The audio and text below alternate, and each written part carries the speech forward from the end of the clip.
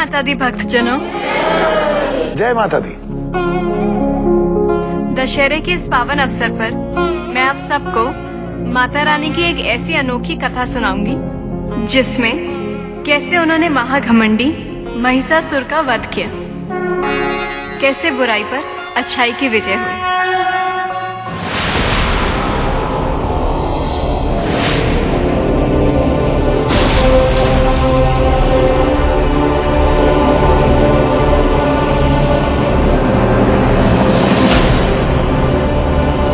क्या हुआ पिताश्री, आप इतने चिंतित क्यों हैं? पुत्र महिषासुर, मुझे मेरे ज्येष्ठ भ्राताश्री कारम की मृत्यु की पीड़ा साल रही है। आपके ज्येष्ठ भ्राता, किंतु उनकी मृत्यु कब हुई पिताश्री?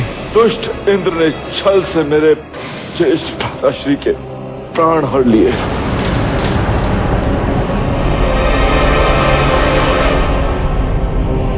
मैं उस कपटी इंद्र को जीवित नहीं छोड़ूंगा पुत्र, क्योंकि जब तक मैं अपने भ्राताश्री की मृत्यु का प्रतिशोध नहीं लूंगा, मेरे इस अशांत मन को शांति नहीं मिलेगी, नहीं मिलेगी। पिताश्री, आपका पुत्र होने के नाते मैं आपको वचन देता हूँ कि ज्येष्ठ पिताश्री करम की मृत्यु का प्रतिशोध मैं केवल इंद्र से नहीं, समस्त देवताओं से लूंगा। आप शांत और चिंता मुक्त हो जाइए। आयुष्मान भव पुत्र, आयुष्मान भव। मुझे तुमसे यही आशा थी, परंतु तुम देवताओं को नहीं जानते पुत्र। ये अपनी कार्य सिद्धि के लिए किसी से भी छल कपट कर सकते हैं, परंतु हाँ, इन देवताओं को परास्त करने के लिए एक अचूक अस्त्र है, और वो है अमृत। पिताश्री, ये अस्त्र मैं कैसे प्राप्त कर सकता हूँ? तप से पुत्र, तप से। तुम्हें ब्रह्मा का तप कर उन्हें प्रसन्न करना होगा और वरदान स्वरूप अमृत की प्राप्ति करनी होगी। बस एक बार तुम अमृत की प्राप्ति कर लो पुत्र, तो ये देवता तो दूर, लोक में भी तुम्हारा कोई कुछ नहीं बिगाड़ सकता। ओम ब्रह्मदेवाय नमः। ओम ब्रह्मदेवाय नमः। ओम ब्रह्मदेवाय नमः।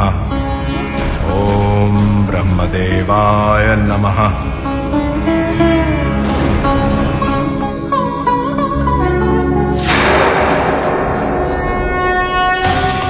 महिषासुर की तपस्या से ब्रह्मदेव प्रसन्न हुए और प्रसन्न होकर उन्होंने महिषासुर को वरदान दिया।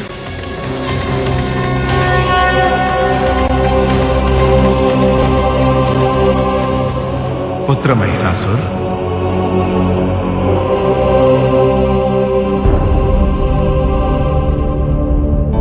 बस पुत्र महिषासुर, तुमने मुझे यहां आने पर विवश कर दिया। इस प्रकार तब में किसी ने आज तक अपने आप को अग्नि में नहीं डाला। मांगो, क्या वर चाहिए? आदि प्रजापति, मैं अमर होना चाहता हूं। नहीं पुत्र, ये सृष्टि का नियम नहीं है।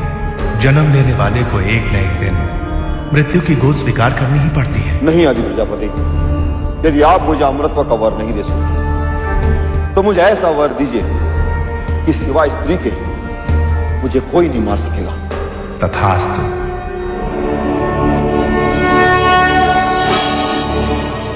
ब्रह्मदेव के वरदान के पश्चात देवतागण बेहद चिंतित हुए।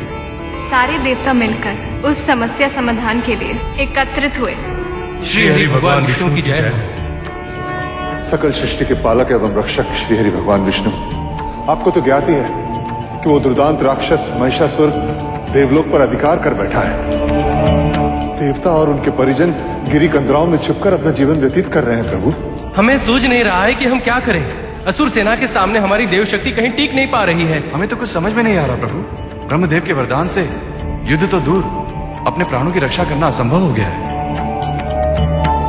ब्रह्मदेव, आपने महिषासुर को ऐसा क्या वरदान दे दिया जिसके कारण उसके सामने कोई भी नहीं टिक सका? श्रीहरि, मैं स्वयं अपने आप में पश्चातापग्रस्त हूँ।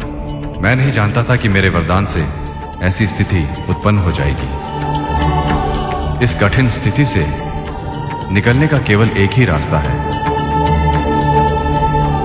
महिषासुर को केवल स्त्री ही मार सकती है, पुरुष मात्र से वो अवध्य है।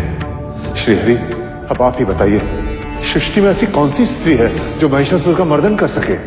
श्रीहरि, मेरी सृष्टि में तेजस्वी स्त्री कोई नहीं है जो महिषासुर का अंत कर सके। अब आप ही कोई रास्ता बताइए श्रीहरि। देवताओं, धैर्य से काम लें। जब भी कोई समस्या उत्पन्न होती है तो कहीं ना कहीं उसका समाधान भी अवश्य होता है। बुद्धिपूर्वक प्रयत्न करने से कठिन समस्या का भी हल हो जाता है। देवताओं, हम सबको अपनी अपनी शक्ति का अंशदान करना होगा। सभी देवों के द्वारा दी गई शक्ति के सामुच्य से जो दिव्य तेजोमय सत्ता प्रकट होगी, वही महिषासुर का अंत करेगी।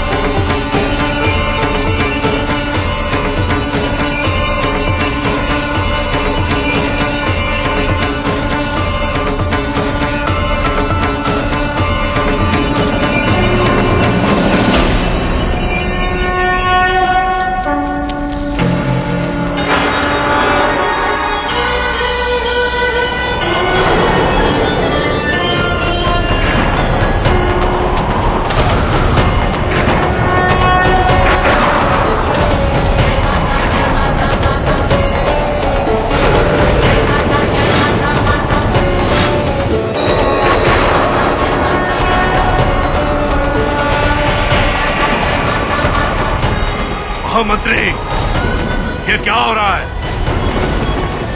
कैसी गर्जना है ये? किसका दुस्साहस है ये? तीनों लोकों में हमारा वर्चस्व है। किसी की हिम्मत नहीं कि हमारी ओर आंख उठा के भी देख सके। महामंत्री जी दानवराज, दूत को भेजकर पता लगाओ ये किसकी गर्जना है और कहां से आई। लगता है किसी की मृत्यु निकट आ गई है। मैं शीघ्र उसे मृत्यु के घाट उतार देना चाहता हूँ।